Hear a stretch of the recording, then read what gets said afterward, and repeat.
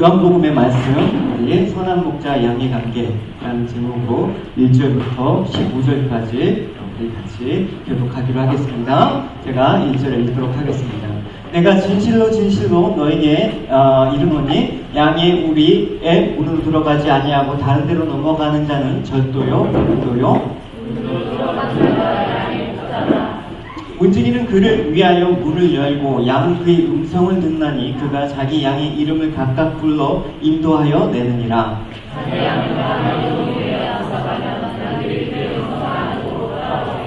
타인의 음성은 알지 못하는 거로 타인을 따르지 아니하고 도리어 도망하느니라.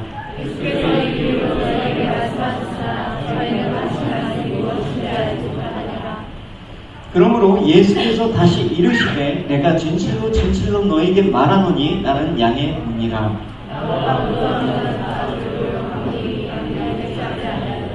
내가 문이니 누구든지 나로 말미암아 들어가며 구원을 얻고 또는 들어가며 나오며 꼴을 얻으리라.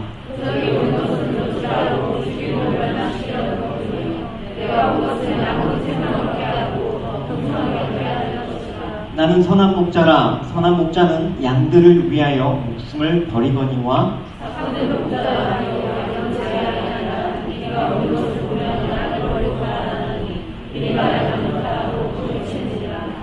달아나는 것은 저가 삭군인 까닭에 양을 돌아보지 아니함이나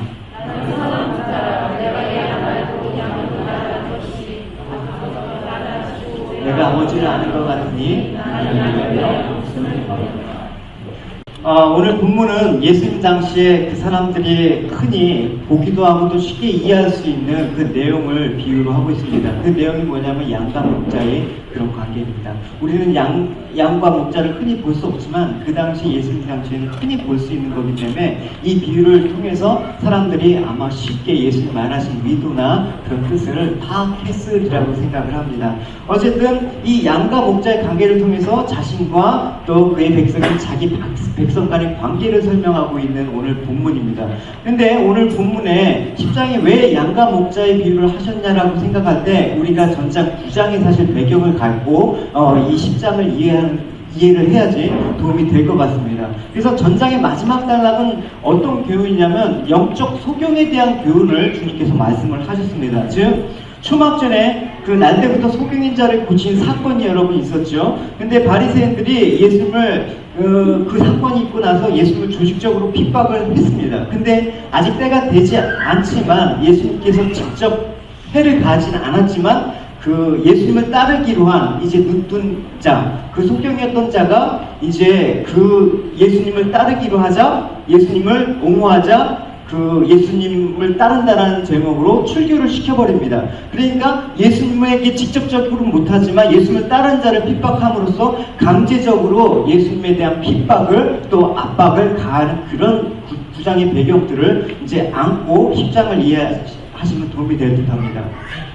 그래서 예수님께서 오늘 본문을 통해서 이 양과 목자의 비유를 통해서 그들, 그러니까 그 소경을 쫓아낸 그 당시의 바리새인들, 서기관들, 종교 지도자들은 결코 사람을 생명의 길로 인도하는 선한 목자가 아니다. 단지 절도나 강도나 사금 목자에 불과하다라는 것이 주님의 말씀인 것입니다. 그래서 오직 선한 목자는 자신만이고 또 자신은 양들을 위해서 생명까지도 아끼지 않고 버리는 그 선한 목자이다라는 것을 다시 한번 설명하고 있습니다. 우리가 요한복음에서 읽을 때 주님께서 나는 뭐뭐이다라는 그 말들을 참 많이 주님께서 사용하신 것을 알 수가 있죠. 오늘도 마찬가지입니다. 나는 양의 문이다. 나는 선한 목자다. 이렇게 나는 뭐뭐다라는 분명한 자기 정체성을 천명하셨습니다.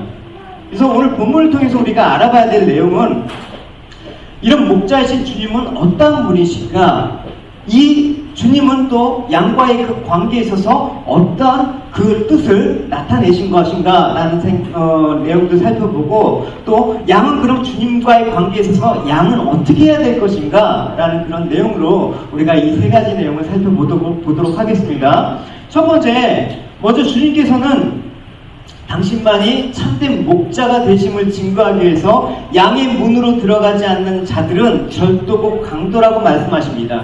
그래서 양의 우리 문에 들어가는 이가 양의 목자라는 사실을 알려주시고 있습니다. 우리 1절과 2절을 같이 읽어보도록 하겠습니다. 시작.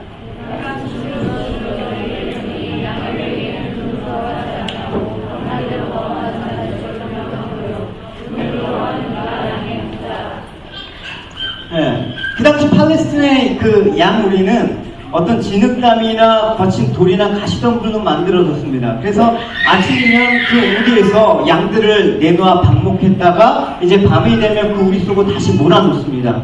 그리고 양들은 그 주변에 어떤 맹수나 도적들로부터 양물의 이상이 감지되면 문으로 들어가서 양들을 살피는 그런 모습을 볼 수가 있습니다. 근데 도둑이나 강도는 문으로 들어가지 않고 몰래 담을 넘어서 양들을 훔쳐가는 그런 일이 벌어지는 것입니다. 그래서 예수님께서 아까도 말씀드렸듯이 이 비유를 한 9장의 배경을 잠깐 살펴보면 9장에서는 유대 종교 지도자들이 주님을 정죄하고 또 주님을 옹호하는 그 눈뜬 소경을 출교시킵니다. 그러니까 신앙의 목자로서는 자격이 없는 것이었습니다. 그래서 양의 생명을 보호하고 양을 위해서 수고하는 자들이 아니라 양의 생명을 위협했던 그 강도라는 것을 주님께서 얘기하는 것이죠. 그들은 자신이 가지고 있는 교권으로 백성들이 영혼과 물질을 수탈하는데 여념이 없는 자들이었습니다. 그래서 주님께서 절도나 강도들이라고 비유하신 그 바로 자들은 바로 그 당시의 종교 지도자를 뜻하는 것이라고 할 수가 있는 것이죠. 그래서 주님께서도 마태복음에서 그들에 대해서 노력하는 일이라고 얘기하신 바가 있습니다. 우리 같이 읽어보겠습니다. 거짓 선지자를 삼가하는 양이 옷을 입고 너에게 나오나 속에는 노력하는 일이라라고 얘기하고 있습니다. 근데 주님은 양떼된 자기 백성들을 위해서 어떻게 하셨습니까? 아버지, 하나님 아버지가 지시하는 대로 십자가를 지시고 양들을 위해서 그 목숨을 버리는 길로 가셨단 말입니다. 그래서 주님만이 아버지께서 인정하신 그 구원의 길로 인도하신 그 정당하고 합당한 그 양의 문으로 들어가신 분이다라는 것을 오늘 말씀을 하고 있습니다.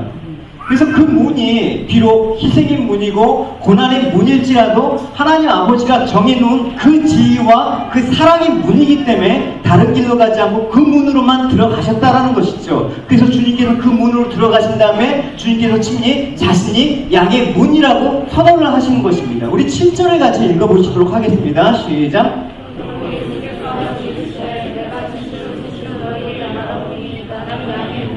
나는 양의 문이라고 선언을 하시는 것입니다. 그러니까 당시 규모가 작은 그 양들은 이렇게 돌로 쌓였습니다. 그러니까 우리가 생각하는 어떤 가축, 사육사를 생각하면 안 됩니다.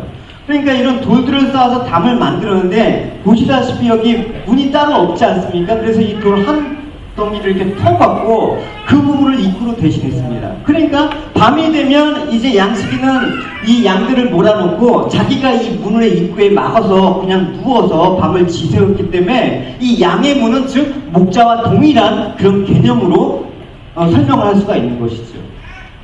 그래서 주님께서는 양의 문이라는 그 사실을 통해서 바로 이 문으로만 들어가야지만 양들이 보호를 받을 수 있고 또 도둑이나 강도로부터 막을 수 있다는 것을 얘기하고 있습니다. 그러니까 양의 문이라는 사실은 두 가지를 설명하고 있습니다. 첫 번째는 예수님께서는 양의 출입을 결정하시는 분이다.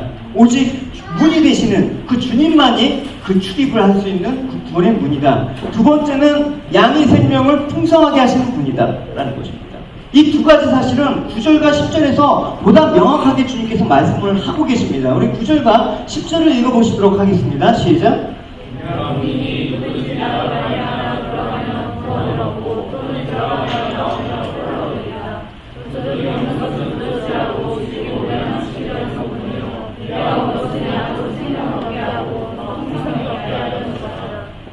그러니까 이처럼 양의 문이 하나인 것처럼 양의 문이 되신 예수님께서는 양들을 구원하면서 오직 주님만이 길과 진리요 생명이 되어주신 것입니다. 그래서 9절에 보면 나로 말미암아 들어가야지만이라는 조건적인 단서가 붙어있다라는 것입니다. 다른 길은 없다라는 것이죠. 그래서 우리가 잘 아는 요한복음 14장 16절은 이렇게 말씀하고 있습니다. 우리 학생분만 읽어봅시다. 시작. 예수께서 가라사대 내가 곧 길이요 진리요 생명이니 너로 말미암지 않고는 아버지께로 올 자가 없느니라. 네, 우리 저기 성모, 저기 재환이 재호 우리 같이 영어로 한번 읽어보자. 시작. Jesus answered, I'm the way and the truth and the life. No one comes to the Father except through me. 아멘. 탄자니아에 제가 갔다 왔죠. 많은 이야기가 있는데 오늘 본문과 관련해서 이렇습니다. 이 버가모요라는 지역이 있습니다. 버가가 아마 지체들은 이제 제가 카페나 또 수요 예배 때 잠깐 나눈 적이 있으니까 아실 텐데 이 바가가 뭐냐면 내려놓다랍니다. 오늘도 주님께서 생명을 내려놓다 할 때 그 내려놓다 레이다운이라는 말이 아마 바가라는 의미와 비슷할 것 같습니다. 그다음 모요는 심장이라는 뜻입니다. 심장을 내려놓는 곳. 여기가 그 당시에 노예 시장이었습니다. 이게 보면 이 콘크리트로 쳐져진 이 쇠기둥이 보이죠? 이 쇠기둥에 노예를 묶어놨어요. 그래서 그 아프리카에도 바다가 있습니다. 인도양이 바로 접해 있는 곳입니다. 여기가. 그래서 이 바다의 노예 상선을 태우기 위해서 이제 정박해놓고 노예들을 묶어놓고 노예를 매매했던 곳입니다. 그래서 팔려간 노예들은 이제 배에 싣고 이제 여러 그 식민지를 주도했던 열강들을 팔려가는 것이죠. 이 묶여 있으면서 그 노예의 심정은 어땠을까라는 생각을 해봤죠.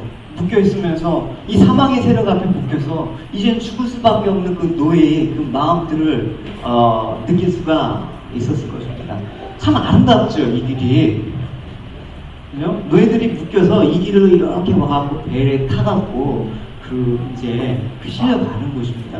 그러니까 결코 아름다운 곳은 아니죠.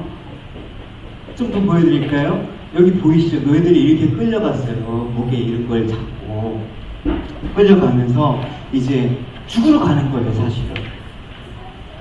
배에 타서 가기 전에 사실 배 안에서 거의 절반 이상은 아마 죽는다고 합니다. 너무나 열악하기 때문에. 겨우 살아서 도착한 그 노예 사람들도 이제 죽음과 박물한 그런 삶들을 살아가겠죠. 그래서 이렇게 계속 끌려갑니다. 근데 끌려가다가 거기 보면 이제 보십시오. 이 장면이 어떤 장면이냐면 여기 이제 넘어서 아까 그 노예가 끌려가는 그 바닷가로 이렇게 끌려가는 그 노예 시장에서 배로. 근데 여기 보면 여기 이게 뭐냐면 이게 여러분 보이시면 이게 십자가예요. 십자가. 그러니까 멀리서 이제 가다가서 십자가가 눈에 보이는 거예요. 그럼 노예는 그 십자가를 바라보고 어떻게 했습니까? 죽을 각오로 해서 십자가로 뛰어간 노예들이 있었어요. 그래서 보시면 이 십자가를 바라보고 뛰어가는 거예요. 그래서 이 십자가를 막 뛰고 뛰어가서 이 십자가를 딱 통과해갖고 가면 이제 교회가 나타나는 거예요. 그러면 노예는 사는 거예요.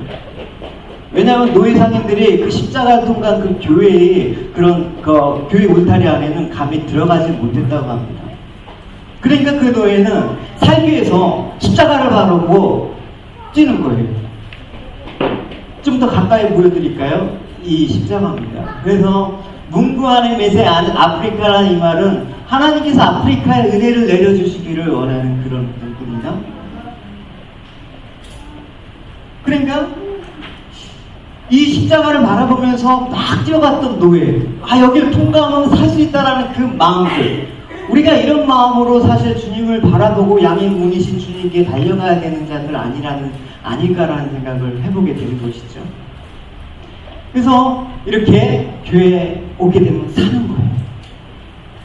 이 안에는 교회가 있습니다. 근데 이제 이 교회에 들어와서 살잖아요. 근데 사는 걸로 끝나지 않아요. 이 교회에 들어와서 이제 구원을 받은 이 노예들은 더 이상 노예가 아닌 거예요. 똑같이 주님의 자녀로서 대우를 받는 것입니다. 이 안에 가보니까 실제로 학교도 있고 교회도 있고 기숙사도 있고 다 있습니다. 그러니까 노예가 이제는 노예 대접이 아니라 하나님의 자녀로서 이곳에서 교육도 받고 양육을 받고 해서 이곳에서 또 목사가 되는 거예요. 선교사가 돼갖고 또 나가는 일이 벌어지더라고요. 그러니까 여러분 오늘 말씀에서 보십시오. 내가 본인이 누구든지 나로 말미암아 들어가면 구원을 얻고 들어가면 나면 꼴을 얻으리라. 그러니까 구원만 얻는 것뿐만 아니라 그 약물에 들어간 자는 어떻게 된다? 이제는 꼴을 얻는다. 더 풍성한 생명을 얻는다라는 것이죠. 우리 구원은 무엇입니까? 단지 그냥 살고 죽는 것만 끝나는 게 아니라 하나님의 자녀로서 하나님의 기업을 누리게 되는 그 영광을 얻은 자란 말입니다.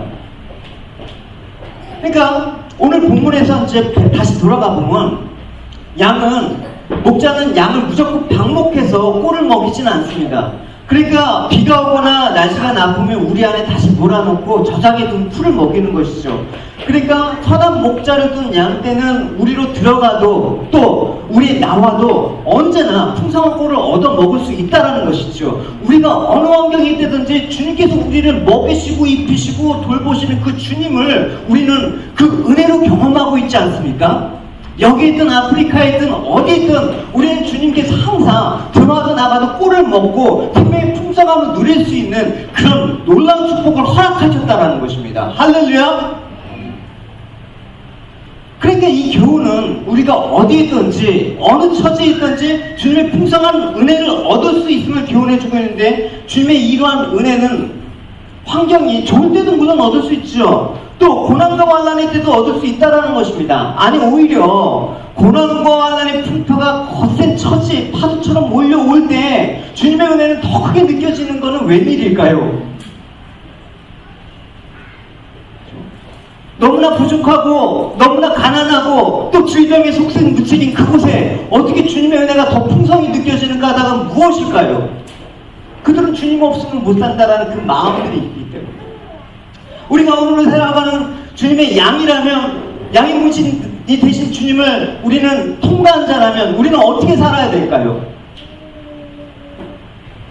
하나님께서 성경에도 보면 아브라함이 감옥 때문에 블레셋에 갔었을 때 아내를 빼앗긴 처지에 놓여 있습니다. 물론 자기 잘못이 크지만 근데 하나님께서 블레셋 왕에게 꿈에 나타나셔서 너 그 아브라함의 사라를 돌려주지 않으면 너 가문의 씨를 마르게 하겠다라고 그렇게 경고하셨습니다.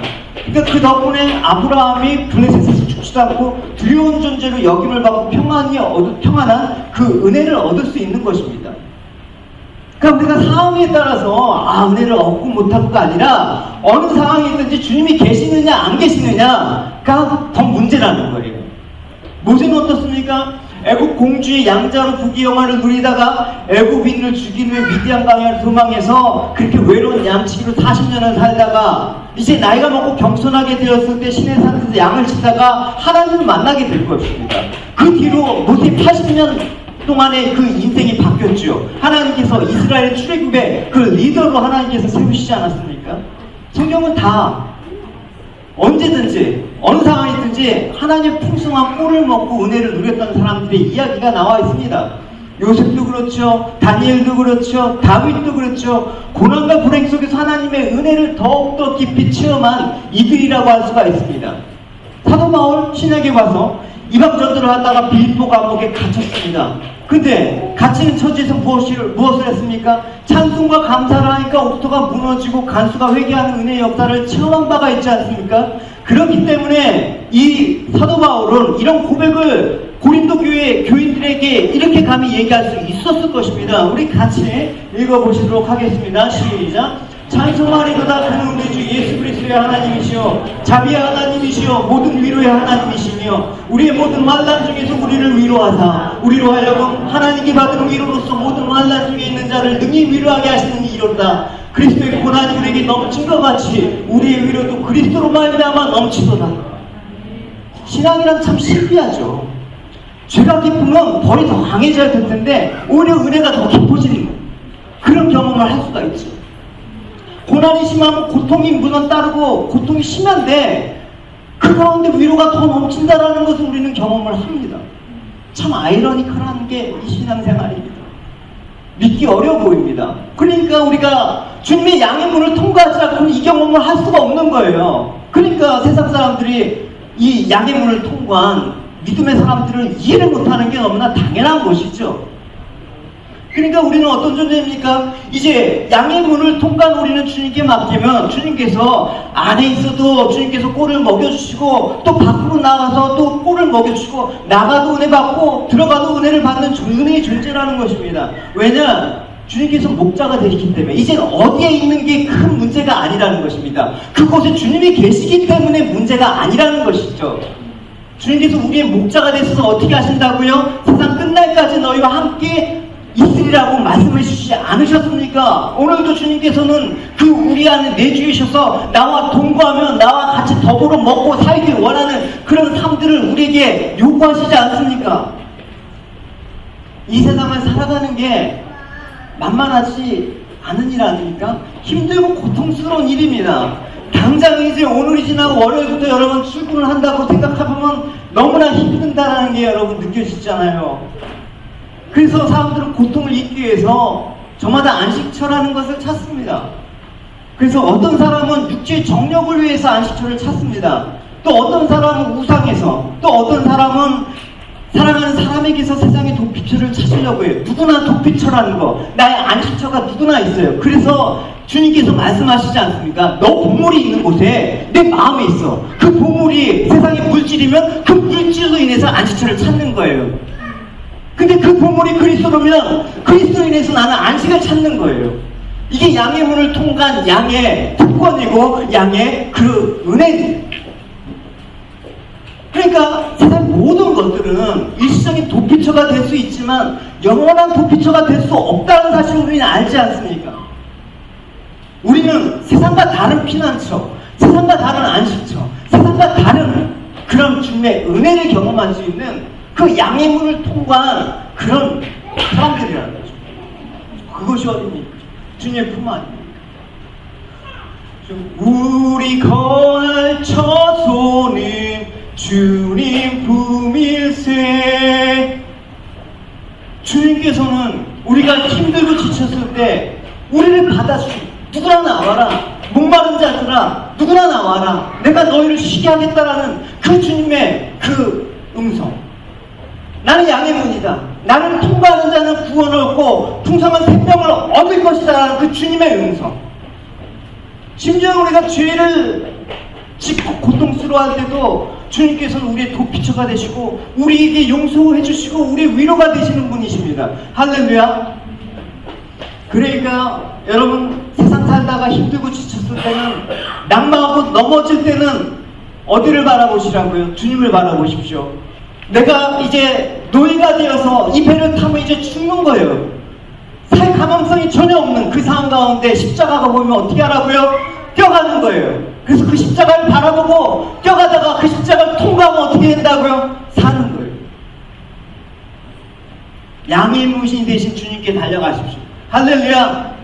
세상이 줄 수 없는, 세상에서 맛볼 수 없는, 세상에서 누릴 수 없는 그 은혜와 그 구원과 그 풍성함이 여러분 가운데 있기를 축원합니다.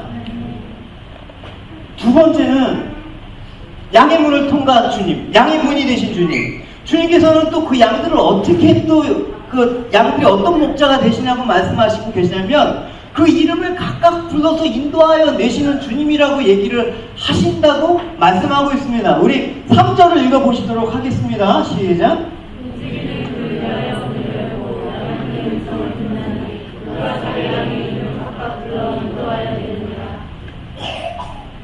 목자가 자기 양의 이름을 각각 부른다라는 것은 목자가 양을 대할 때 양이 많다고 해서 한 마리쯤은 그냥 소홀히 하는 게 아니에요.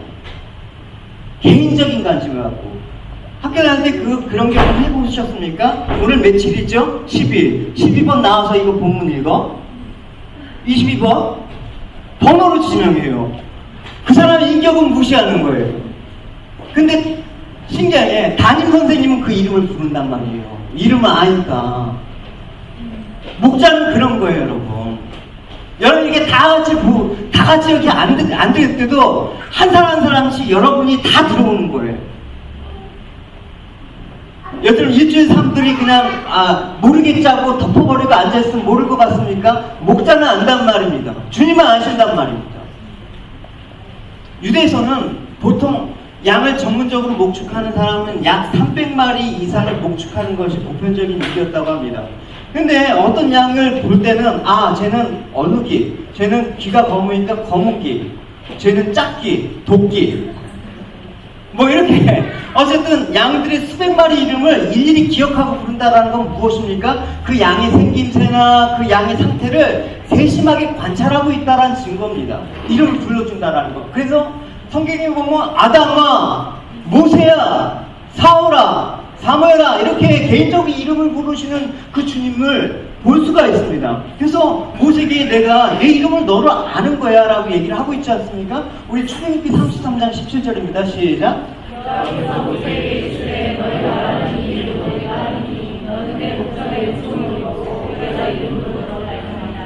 이름으로 알고 있다는 것입니다. 이처럼 하나님께서는 당신의 택한 백성들을 인격적으로 세세히 알고 계시다라는 것입니다. 전체를 이루는 그냥 이루는 이름 없는 개체가 아닙니다. 여러분이 그래서 한 명이 여러분 우리 교회를 대표하는 사람이고, 여러분 한 명이 존재가 하나님 나라를 대표하는 사람이고, 또 주님의 자녀를 대표하는 한 명의 개별적인 인격으로 소중하다라는 것입니다. 그러니까 전체 구별되는 의미 있는 한 존재로 여러분들을 보내신 것입니다. 그러니까 여러분 한 사람은 하나님께서 거룩한 나라요 그의 아름다운 선전하기 위한 여러분들 제사장으로, 여러분들을 군사로, 여러분을 하나님의 사람으로 자녀로 부르신 것입니다.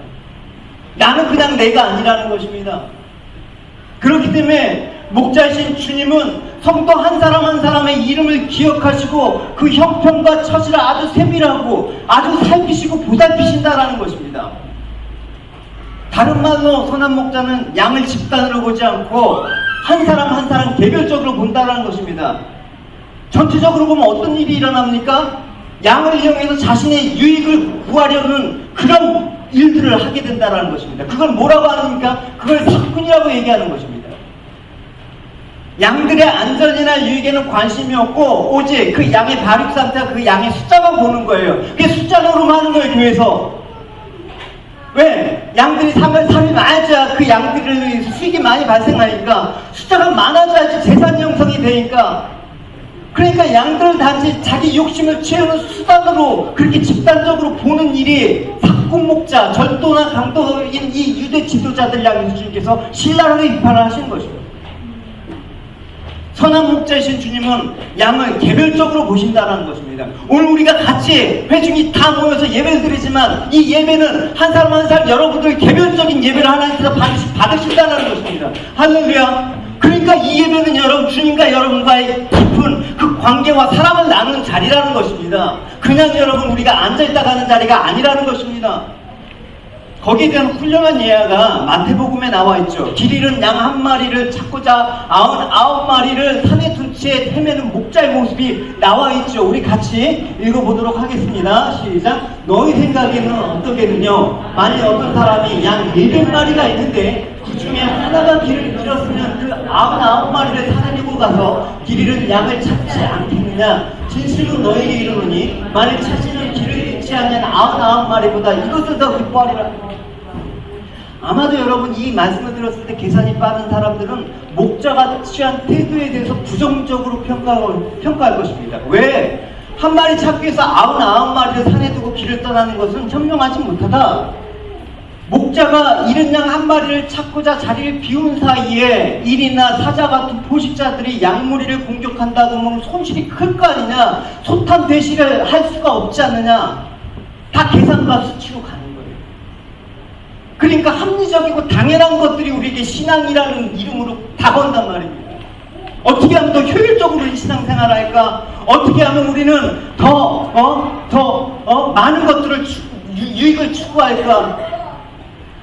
여기서 주님께서 말하시는 그 비유는 소득의 문제는 아니에요. 영원 구원에 대한 하나님의 관심이 뭔가라는 것들을 알려주시기 위해서 이 비유를 하신 것이란 말입니다. 그러니까 이 비유는 사람의 관심 밖에 버려진 작은 소자 하나라도 너희들이 관심을 가져라. 너희들이 정말 주님같이 그들을 대하라. 어린 아이 한 사람이라도 너희들이 소중하게 대해라. 그 깊은 관심을 기다린, 한 영혼을 향한 깊은 관심을 갖고 한 사람 한 사람 이름을 불러내서 구원과 생명의 꼴을 주시라고 하는 그 주님의 그 마음들, 하나님의 마음을 보여주는 말이란 말입니다. 그러니까 하나님의 관심은 어디에 있습니까? 온통 영혼 구원에 관한 겁니다. 이 양들을 어떻게 하면 살릴 수 있을 것이라는 그 관심밖에 없습니다. 그렇기 때문에 하나님께서는 이 양들을 살리기 위해서 오직 한 가지 방법밖에 없다라는 것을 알고 계셨습니다. 어떤 방법입니까? 사랑하는 독생자 그 예수 그리스도를 우리를 위한 화목제물로 이 세상에 보내실 수밖에 없는 것입니다. 이것밖에 길이 없기 때문에. 요한일서 우리 4장 9절에서 10절 같이 읽어보도록 하겠습니다. 시작.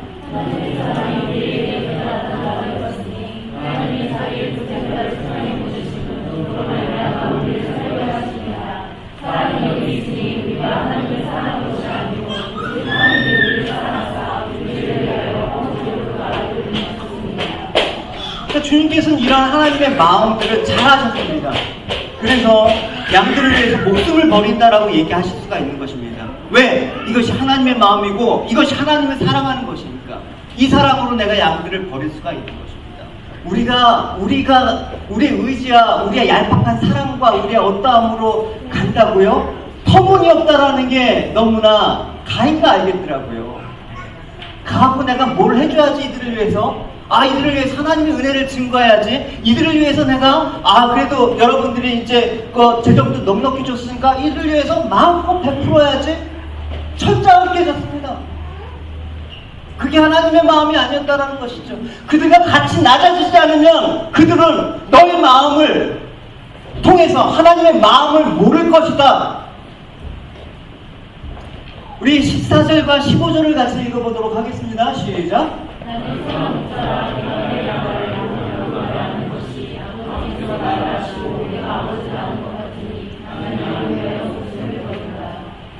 주님께서 목자 되신 주님께서 양된 성도의 관계가 이렇다.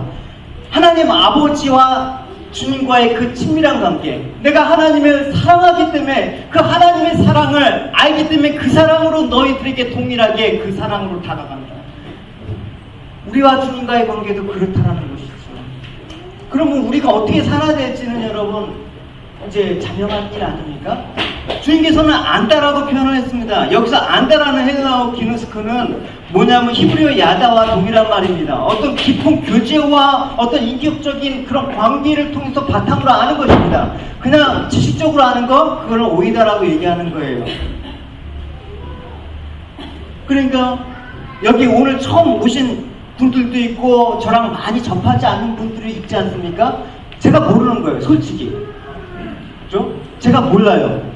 그냥 겉으로 보는 겉으로밖에 모르는 거예요. 근데 이 오이다가 아니라 깊은 관계를 통해서 같이 예배를 드리고 정말 하나님의 마음들을 같이 나누고 말씀에서 하나가 될 때 우리는 점점 알아가길 원합니다. 오늘 오신 분들 그렇게 알길 원합니다. 할렐루야. 그래서 예수님께서는 이러한 하나님의 마음을 잘 알고 사랑하는 관계이기 때문에 하나님의 원하시는 바가 뭐냐? 구속계획을 이루어드리기 위해서 스스로 십자가 희생을 택하신 것입니다. 무력은 인간의 육체를 무릎 꿇게 하지만 사람의 마음을 빼앗을 수가 없습니다. 바가모여가 그런 거야. 아까 노예 상선을 탈 때 그 말을 하고 선포했다고 합니다. 바가모여. 내가 몸은 비록 가지만 내 마음, 내 심장은 이곳에 남겨놓고 가겠다라는 그 의지가 있는 거예요, 여러분. 어느 누구도 빼앗을 수 없는 그 마음을 갖고 살아야 되는 것입니다. 내가 주님을 사랑하고 주님이 나를 사랑하는 이 마음을 갖고 살아야 되는 것입니다. 이 마음을 누구에게도 빼앗기지 않겠다고 살아가는 그 마음들이 여러분 우리의 신앙생활이라는 것입니다. 그럴 때 그 사랑을 알게 될 때 그들은 변화가 되는 것입니다. 그들은 그래서 내가 이제 사는 걸로 끝나지 않고 나와 비슷한 노예와 같은 처지에 있던 수많은 종족들을 위해서 내 삶들을 바쳐야겠다라는 마음들이 그제서 드는 거예요. 왜? 주님의 사랑을 경험했죠. 또 그 교회에서 그 풍성한 꼴을 먹었죠. 그러니까 아는 거예요, 여러분. 그러니까 주님의 사랑을 경험하지 못하면 우리는 주님을 알지 못합니다. 우리는 그 사랑을 알지 못하면 우리는 다른 사랑을 내 몸같이 사랑할 수가 없는 존재라는 것입니다. 홀로 내가 너를 알아, 내가 너를 사랑해, 이런 말을 감히 할 수가 없다라는 것들을 제가 알게 됩니다. 그래서 오직 주님만이, 주님의 그 사랑이 우리를 스스로 자기 부인과 십자가의 길로 이끌어가고 자발적으로 주님 앞에 헌신하게 하는 그 원동력이라는 사실을 우리는 잊지 마십시다. 할렐루야. 주님과 하나님 아버지가 그렇게 서로 사랑으로 아는 것처럼, 하나가 된 것처럼 참된 성도는 주님 사이에도 그렇게 하나가 돼야 된다는 것입니다. 그렇기 때문에 주님은 뭐라고 얘기합니까? 내 양은 나의 음성을 듣고 안다라고 얘기하는 거예요. 왜? 하나니까 아는 것이죠. 3절을 보면 그의 음성을 듣는다. 양들은 그의 음성을 안다라는 표현을 쓰고 있습니다. 우리가 다음 주 9장에서 보면 양을 보지 못하는 그 소경이 주님의 말씀을 알아듣고 신라한 열모세가 하고 주님 명령대로 눈에 붙은 진흙을 씻어낸 사건을 여러분 기억하지 않습니까? 신기하죠, 여러분. 어떻게 안 못 보는 그런 사람이 어떻게 주님의 명령을 순종할 수 있었을까? 눈을 보지도 못하고 만나지도 않았던 그 주님의 음성을 어떻게 메시아의 음성으로 알아들었는가? 나를 이용해서 사기 쳐먹으려고 하는 그 음성이 아닌가? 우리는 의심할 수 있죠. 보이스피싱이 넘어가는데.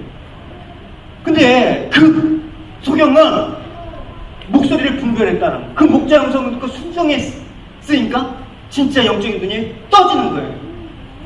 그러니까 정작 눈을 뜨고 있었던 바리새인들이 이렇게 얘기하잖아요. 우리도 소경이냐? 주님의 음성을 분별하지 못한 사람.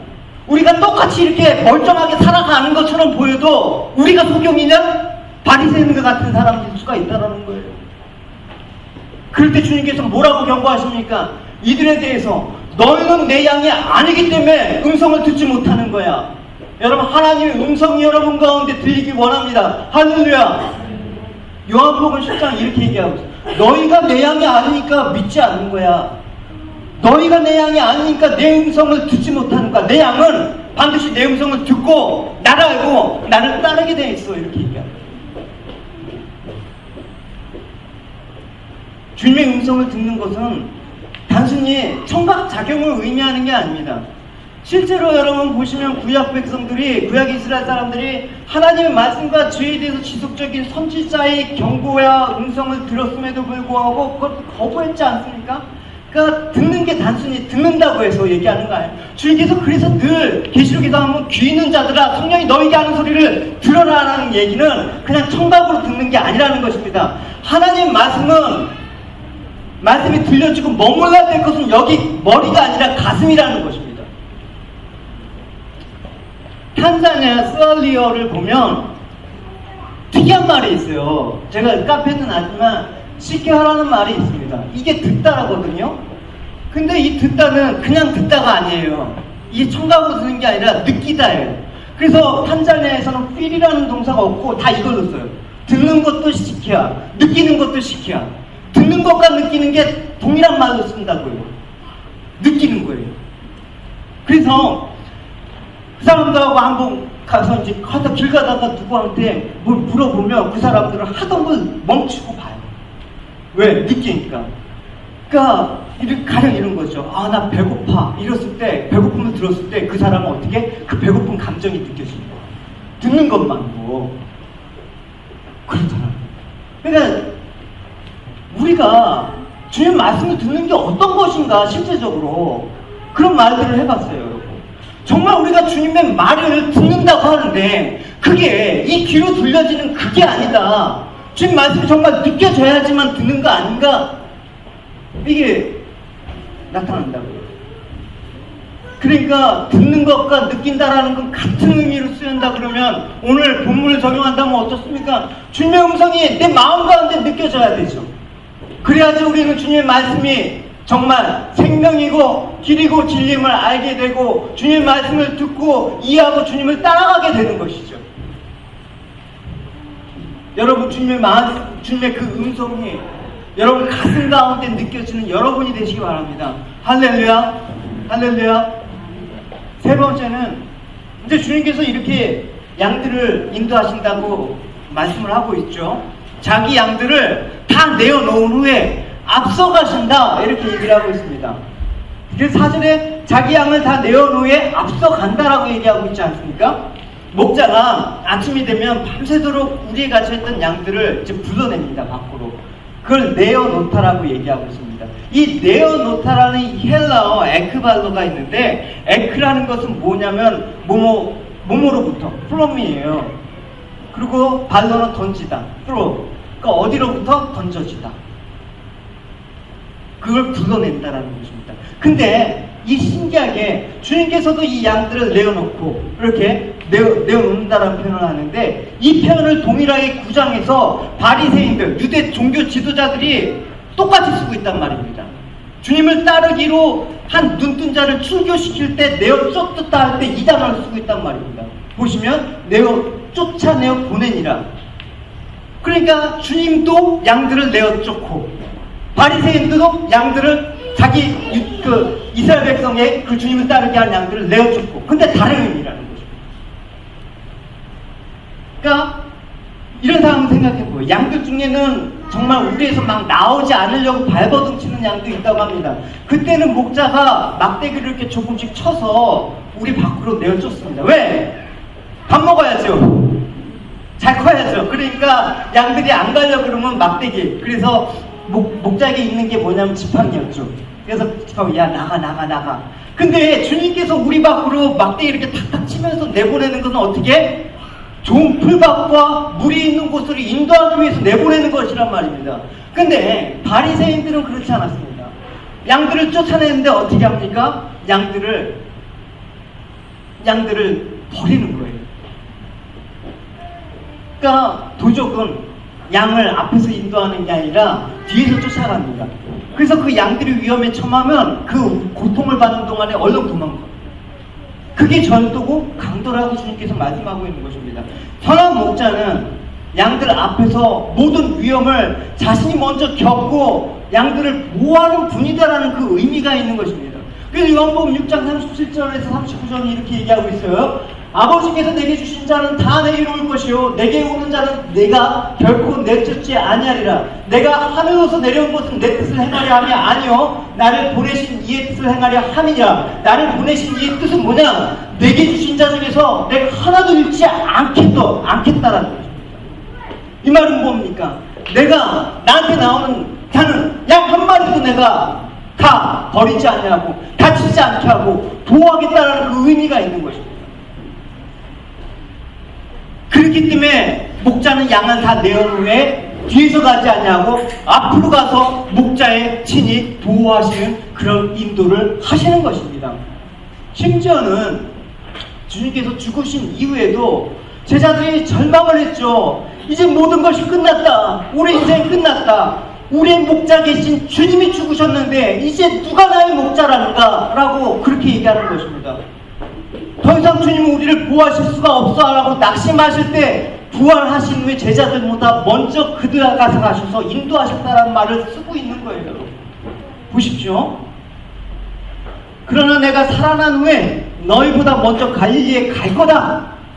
이 가리라라는 이 말이 그런 거예요. 프로라는 것은 어디 앞으로, 아고는 인도하다. 아까 똑같은 언어를 쓰는 거예요. 앞서서 인도하다는 것입니다. 그러니까 이 말은 내가 갈릴리 가서 미리 기다리고 있으니까 너희들은 얼른 천천히 와, 이런 의미가 아니라 주님께서 내가 앞서서 갈릴리까지 너희들을 인도해 가고 거기서 만나자는 뜻이에요. 그러니까 선한 목자 대신 주님께서는 부활하셔서 그렇게 양들 앞에서 양들을 인도해 가시면서 양들이 겪어야 될 고난과 질병과 외로움과 아픔과 절망들을 몸소 겪으셨다라는 것입니다. 죽음까지도 십자가로 그렇게 사망까지도 몰아내시면서 내 양들을 보호하시기 위해서, 영원한 죽음으로부터 보호하시기 위해서, 건져내시기 위해서 그렇게 주님께서는 죽음의 길까지도 먼저 앞장서서 가셨다는 것입니다. 왜? 모든 것들을 걷어내셔야지만 양들이 안전하게 따라오는 거 아닙니까? 그러니까 여러분, 이 아픔은 나만 겪는 아픔이라고, 아무도 모른다고 주님께서는 겪으셨다라니까요. 이사야 53장 말씀 우리 같이 읽어보도록 하겠습니다. 시작.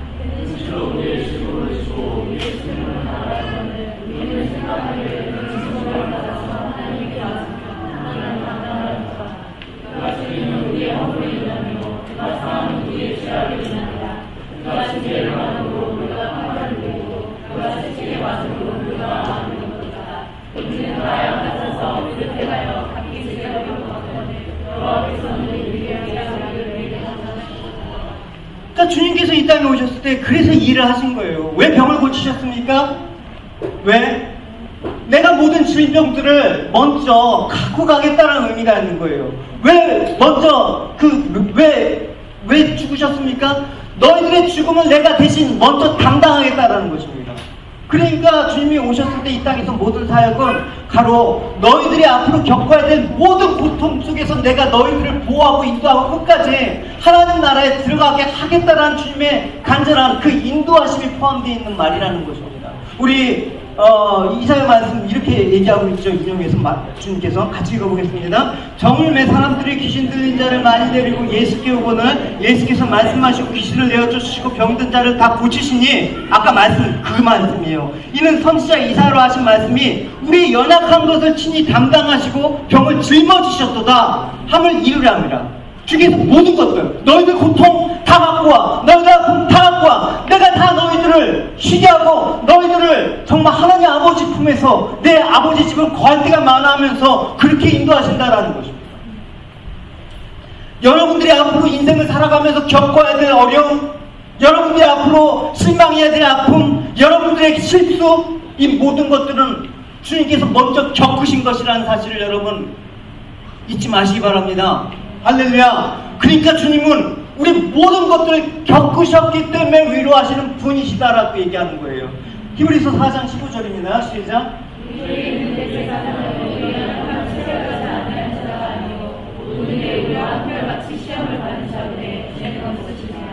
이런 분이시랍니다. 다른 사람은 몰라도 주님을 아신다라는 것입니다. 다른 사람은 이 상황들을 공감할지 모르지만 주님께서 몸으로 공감하신다라는 것입니다. 그런 주님이 우리 목자이십니다. 할렐루야. 할렐루야. 그러니까 이것이 양들 앞에서 감수해야 될 위험을 인도하신 주님의 모습이 사실 구약에도 이렇게 나타나고 있어요. 같이 읽어봅시다. 내가 물 가운데 지날 때도 내가 함께 할 것이고 강을 건널 때도 물이 너를 침몰하지 못할 것이며 내가 불 가운데 갈 때도 타지 아니할 것이고 불꽃이 너를 타지 못하리라. 이런 주님이시라는 것입니다. 그러니까 여러분 앞으로 여러분의 삶들이 환경이 어떤 것 그거는 좋은 일도 있고 나쁜 일도 오고 여러분이 감당하지 못할 그런 많은 일들이 올 수가 있죠. 그러나 주님께서는 여전히 2000년 당시에 그 십자가를 지셨던 그 길을 오늘도 우리 앞에 가시면서 우리의 삶의 모든 영역들을 간섭하시면서 모든 위험과 모든 아픔을 제거하시면서 그렇게 우리를 안전하게 이끌어 가신다는 사실을 여러분 믿으시기 바랍니다. 할렐루야. 그렇기 때문에 선한 목자의 양은 주님의 음성을 알아들을 수밖에 없어요. 왜? 나를 사랑하시는 거 아니까, 나를 위해서 모든 것들을 저렇게 갖고 가신 걸 아니까. 가정에서 키우는 반려견만 보더라도 주님의 음성을 너무나 잘 알아듣지 않습니까? 음성을 알아듣는다라는 것은 어떤 음성이 들려온 다음에 무슨 일이 일어날 것인지 아는 겁니다. 만약에 손뼉을 치고 개가 왔어요. 근데 개를 한번 걷어찼어요. 그럼 그 개는 손뼉 소리만 들으면 도망가는 거예요. 여러분의 주님의 음성을 들었을 때 하는 그 반응은 여러분들의 경험과 그 지난날의 은혜를 통해서 주님이 어떤 분이신지 알았기 때문에 그 음성을 신뢰하면서 가는 거예요. 주님의 음성을 듣지 못한 사람들은 주님의 음성이 마치 심판과 전쟁 메시지처럼 들리면 우리는 주님을 못 따를 겁니다. 무서워서. 이런 경험이 있어야 돼요. 나의 목자 되신 분, 나를 생명의 문으로, 나를 풍성한 꼴로, 나를 죽음에서 사망으로 그렇게 목숨까지도 아버지의 뜻을 이루기 위해서 아낌없이 내어주신 그 사랑을 안다고 한다면, 사랑하는 자들아 나와 함께 가자, 내가 너를 지명하여 너는 이제 내 것이 되었다라는 그 음성을 듣는다 그러면 우리는 하나님 말씀 앞에 반응을 안 할 수가 없죠. 그러니까 문을 통과하지 않고 담을 훌쩍 넘어가는 소리를 들은 그 강도의 소리가 들어왔다 그러면 양들은 다음부터 하는 거예요. 아, 저 목자가 나를 정말 사랑하는가? 아니면 저 목자가 자기 유익을 위해서 양들을 이용하는가? 양들이 안단 말입니다. 그러니까 교회라는 것도 그런 거예요, 여러분. 하나님께서 맡기신 여러분들과 또 제가 신뢰하지 못하면 교회는 온전해질 수가 없는 거죠. 그러니까 5절을 봅시다. 타인의 음성을 알지 못하는 까닭에 타인 따르지 않고 도리어 도망하니라. 경험이 있는 거예요. 아, 저 사람은 가짜다. 저 사람은 절도고 강도다. 그러니까 유대 종교 지도자들은 율법이라는 것을 가지고 열심히 가르치고 지도했습니다. 인도하려고 했습니다. 그러나 양들을 아는 거예요.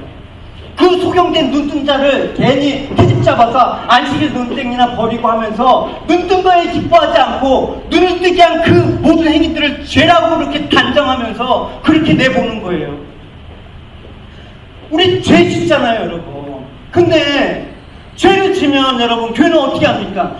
우리가 왜 교회에 대한 기대를 갖고 삽니까? 교회는 성자들이 모인 곳이라고 착각하기 때문에 다 거룩한 사람이고 다 그럴듯한 사람이고 다 하나님의 그런 어떤 경건한 사람들 모인 곳으로 착각하기 때문에 교회는 병원이잖아요, 여러분. 아픈 사람이 와갖고 치료를 받는 곳이잖아요. 그렇기 때문에 그 주님의 그 치유를 경험하고 주님 회복을 경험하고 그럴 때 주님을 따르는 온전한 모습으로 갈 수가 있는 것입니다. 앞으로 교회에 우리가 있으면서 별의별 일이 앞으로 다 일어날 거예요, 여러분. 다 일어난단 말입니다. 그때마다 어떻게 해야 될까요? 정말 바리새인들이, 유대 지도자들이 이스라엘 백성들을 사랑했다 그러면 그 양들이 왜 안 따라가겠습니까? 율법으로 가르치는 그 마음 가운데 정말 목숨까지도 아끼지 않는 그 주님의 마음이 녹아져 있다면 그 율법으로 왜 구원을 못 받았겠습니까? 왜 율법으로는 구원을 받을 수가 없지 않습니까? 왜? 거기에는 사랑이 없기 때문에. 그러니까 바리새인들과 서기관들, 너희들은 선한 목자가 될 수가 없다. 아니다. 지난날에 너희들의 음성을 통해서 양들을 찢기고 상처를 입혀서 손해를 보게 했던 그런 자들이다. 그런 경험이 있는 자들이, 그런 경험이 있는 백성들이 너희들의 음성을 듣고 과연 따라갈 수 있겠느냐? 그렇게 얘기하는 거예요, 여러분. 왜 많은 사람들이, 저는 통계를 봤어요, 최근에. 어떤 통계냐면 교회에 다니는 3분의 1이라는, 엄청 많죠? 이 중에 3분의 1이 교회를 떠나고 싶대요. 왜? 그 음성으로 상처를 입었기 때문에, 그 음성으로 손해를 보았기 때문에, 갈기갈기 찢었기 때문에 교회 나가기 싫은 거예요. 그걸 보고 믿음이 없다. 그거 보고 너희들이 잘못했다. 그것들이 너희들이 무식해서 그런다. 한 선교사님 만났는데 되게 훌륭하신 선교사님들이 많은데 저한테 딱 그런 말이에요. 아프리카에는 3가지가 있대. 무지, 질병, 가난. 이러면서 이들은 가르치고 계몽해야 되는 대상. 그러니까 그 사람 마음이 다쳤더라고요, 저는. 가난하기 때문에 하나님을 못 믿나요? 아프기 때문에 하나님을 못 믿어요? 무지하기 때문에 하나님 말씀도 모르나요? 그들이 더 영적이더라고요. 가르칠 게 없어요, 여러분. 제가 현지 예배는 안 드렸지만 현지 예배 드린 분들 명문이들 거기 드렸대요. 거기 예배 5시간 드린대요. 밥도 안 준대요. 막 예배 때 찬양도 우리 현지인들이 가면 막 처음에는 한두 번 하는데 지친대요. 다 병원에 실려간대요. 더운데 지금 이거에 5배는 덥다고 생각하시면 돼요. 열기가. 에어컨이 어디 있어요? 그러면서 막 예배드리니까 힘들잖아요. 그럼 잠깐 쉬었다가 또 들어와서 예배드리고, 배고프잖아요. 가서 밥 먹고 또 예배드리고, 찬양드리고, 헌금도 5번을 드릴게요. 그 그들한테 예배는 이런 것이다 알릴 수가 있어요? 그들한테 예배는 어떤 마음으로 드리는 것이다라고 가르칠 수가 있습니까? 천만에요. 배워갖고 왔습니다. 어쨌든 음성을 알았다는 것은 내가 지난날에 하나님과 어떻게 있는가, 오늘 이 말씀이 여러분에게 가슴으로 들린다는 것은 내가 주일날 하나님과 어떠한 관계에 있는가라는 것들을 절실하게 적나라하게 반영해주는 지표라고 할 수가 있는 것입니다. 그러니까 어디 가서도 하나님의 음성을 듣고 사는 게 우리는 당연하고 익숙하고 그게 전부인 줄 알면서 살아가야 되는 거예요. 그러니까 그 음성을 안다라는 건 뭐예요? 그 음성을 알기 때문에 그 목자에 대한 존경과 믿음이 따라가는 거예요. 목소리만 들으면 안심이 되는 거 아닙니까? 여러분 아플 때 누가 여러분 목소리에 제일 듣고 싶습니까? 어머니 목소리 듣지 않습니까? 어머니가 내가 옆에 있으니까 괜찮아, 이 목소리만 들어도 여러분 우리는 안심이 되지 않습니까? 여러분이 아플 때, 여러분이 괴로울 때, 여러분이 힘들 때 누구의 음성이 들리십니까? 양들은 그 목자의 음성을 이끄는 대로 따라가는 것입니다. 그 음성을 알기 때문에 믿고 따라가는 것이죠. 우리는 무엇을 하고 싶은 대로 하고, 내 마음대로 하고 싶은 충동을 갖고 있어요. 근데 여러분 과연 그렇습니까? 또 이면에는 마음대로 하는 것이 불안한 것도 있어요. 그러니까 사람들 가운데 내가 믿을 수만 있다면, 누군가 의지할 대상만 있다 그러면 따라가는 것이 편하다고 생각하는 게 있다라는 것입니다. 내 마음대로 할 때는 내가 모든 걸 책임져야 되지만 나보다 크신 어떤 존재가 무한한 책임을 지신다고 그러면 나는 편안하게 맡기고 갈 수 있다는 것입니다. 근데 나보다 그 크신 존재가 하나님이 아니라면 그게 나중에 문제가 생긴다니까요. 여러분 주님이 우리의 목자가 되신다는 것이 얼마나 편하고 얼마나 기분 좋은 일인가 느끼셨으면 좋겠습니다. 이게 바로 신앙 아닙니까? 어떤 분이 이런 간증을 한 게 생각이 나요. 뭐냐면 내가 기도한 대로 이루어지면 불안하대요. 왜 불안할까요? 내가 기도한 대로 이루어지지 않을 때가 더 편하다는 거예요. 왜냐하면 그때는 이제 하나님께서 당신의 뜻대로 인도하시기 때문에 내 기도가 응답되지 않는 게 오히려 더 편하다라고 얘기해요. 어떻게 보면 정말 이게 중요한 얘기예요. 이렇게 믿어야 되는 거라는 생각도 해봤어요. 내가 어디 가든지 내가 원하는 곳은 아니더라도 주님께서 끌고 가시는 대로 그냥 믿고 따르는 게 목자이신 주님을 신뢰하고 따라가는 거 아니겠습니까? 그러니까 이런 양과 목자의 관계를 아주 피부로, 아주 실감나게 우리에게 해준 사람이 있죠. 누구입니까? 다윗 아닙니까? 다윗은 시편 23편에 이렇게 고백을 하고 있습니다. 여호와는 나의 목자이시니, 이제 이 20편 32편이 여러분 더 마음에 와닿을 겁니다. 내가 부족함이 없으리로다. 그가 나를 푸른 초장에 누이시며 쉴만한 물가로 인도하시는도다. 내 영혼을 소생시키고 자기 이름으로 위의 길로 인도하시도다.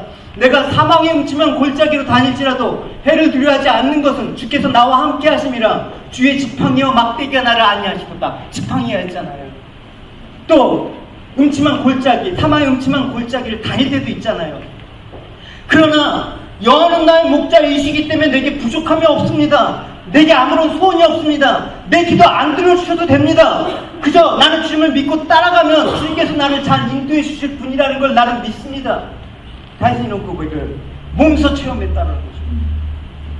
목자가 내가 원하는 길만 인도하는 건 아니죠. 여기 보신 것처럼 험한 산과 골짜기 다닐지라도, 사망의 음침한 골짜기를 다닐지라도, 비탈길을 가더라도 거길 지나야지 푸른 풀밭과 물가가 있는 곳으로 인도하는 것을 안다 그러면 불평이 없는 거예요.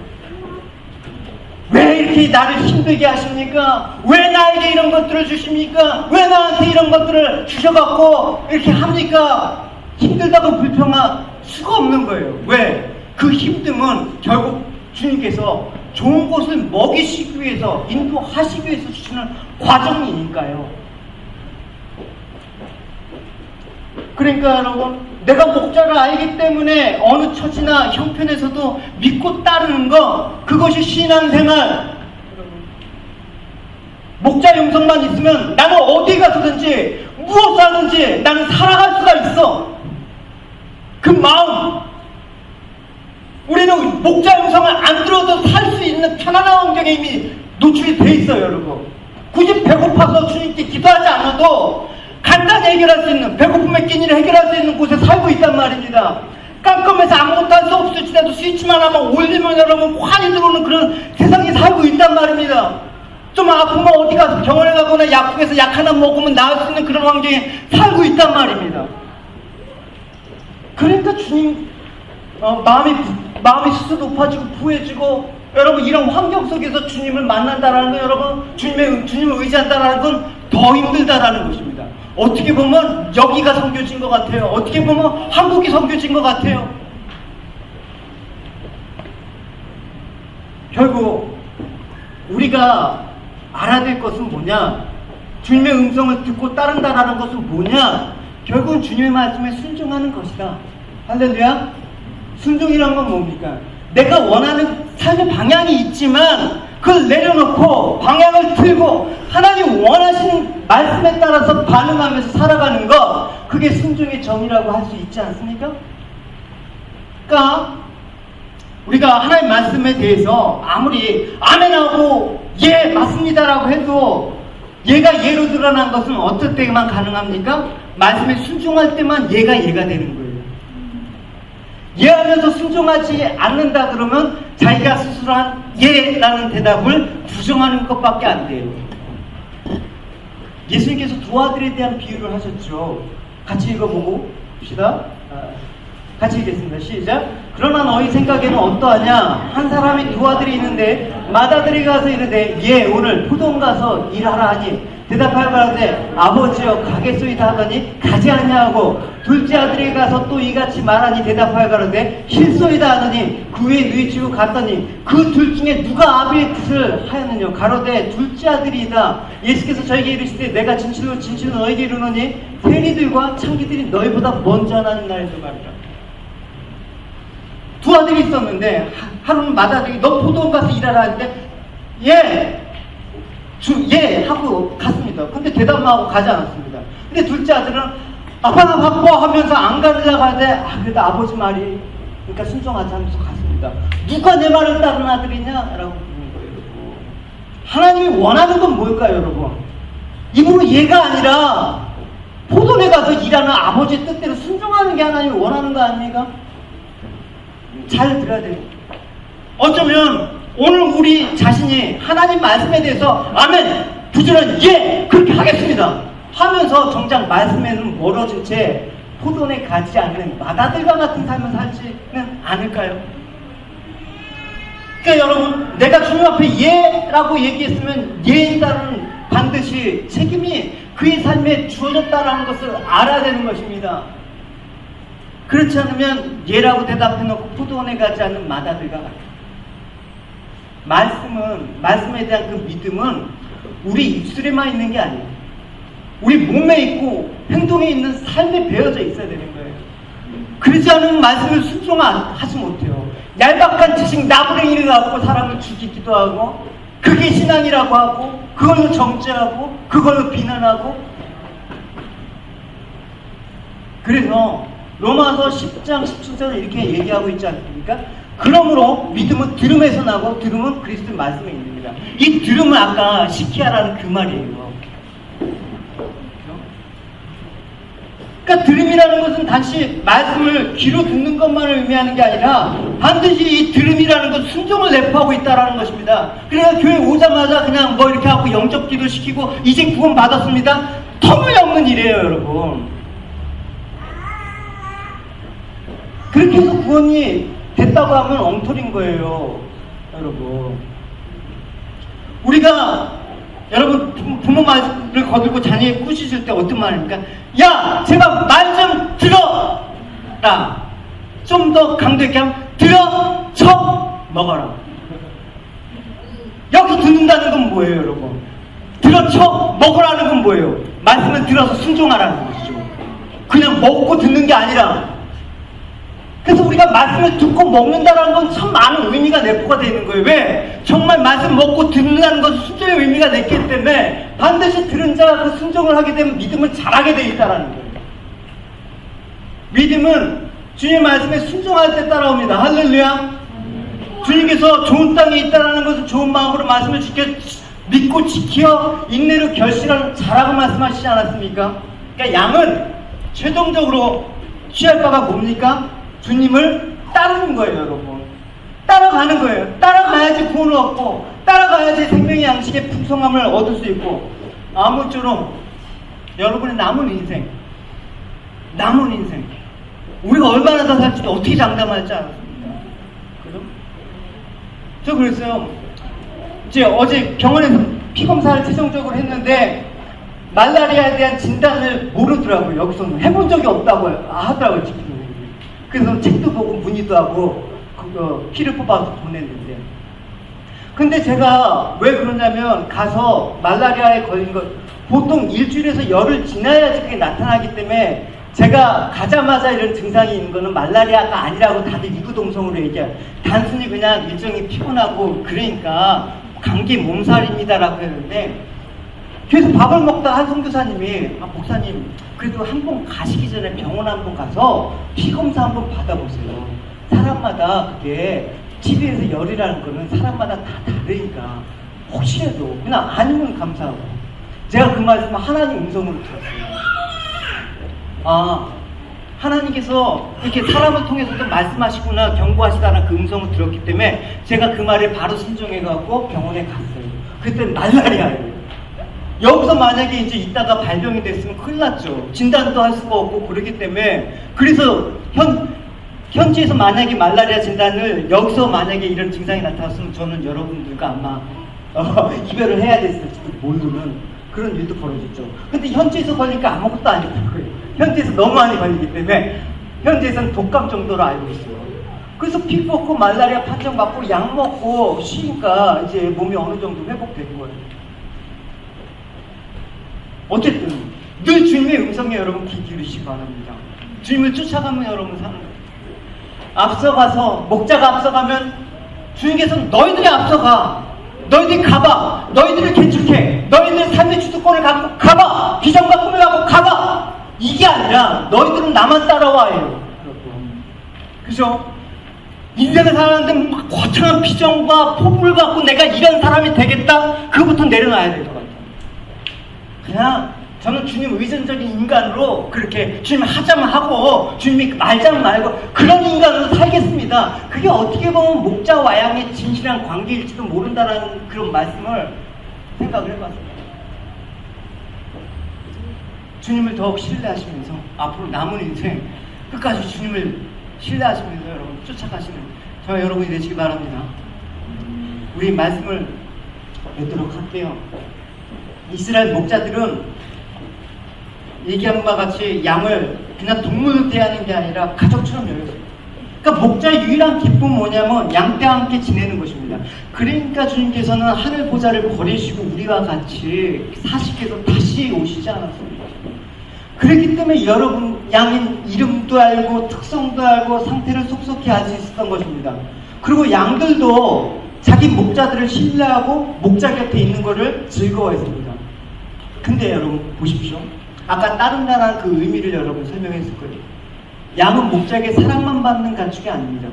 양은 목자에게 여러 유익을 제공하기도 합니다. 고기도 주고 젖도 주고 털도 바칩니다.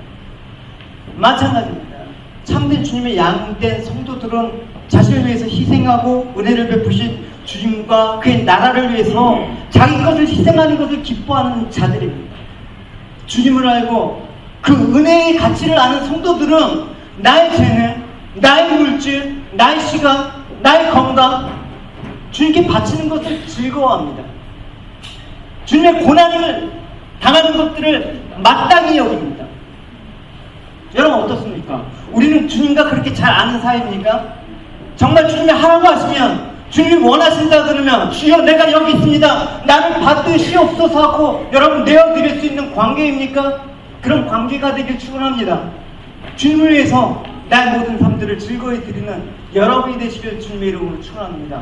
바울은 그런 사람이었습니다. 우리 끝으로 다 같이 일어나서 우리 빌립보서 말씀, 주님이 나를 이런 주님과의 관계에서 이런 분이시기 때문에 나는 이렇게 살 수 있다. 보면 보시지 않습니까? 바울도 14절을 보면 내가 부르심의 삶을 위해서 쫓아간다라고 얘기하고 있습니다. 목자 되심을 쫓아간다. 근데 어떻게 쫓아갑니까? 나의 원대로 아니라.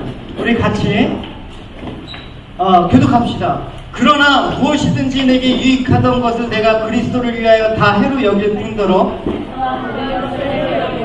주 그리스도 예수를 아는 지식이 가장 부상함을 인하여라. 내가 그를 위하여 모든 것을 잃어버리고 배설물을 여기는 그리스도라고. 그 안에서 발견되려 함이니 내가 가진 의는 율법에서 난 것이 아니요 오직 그리스도를 믿음으로 말미암은 것이니 곧 믿음으로 하나님께로 난 의라.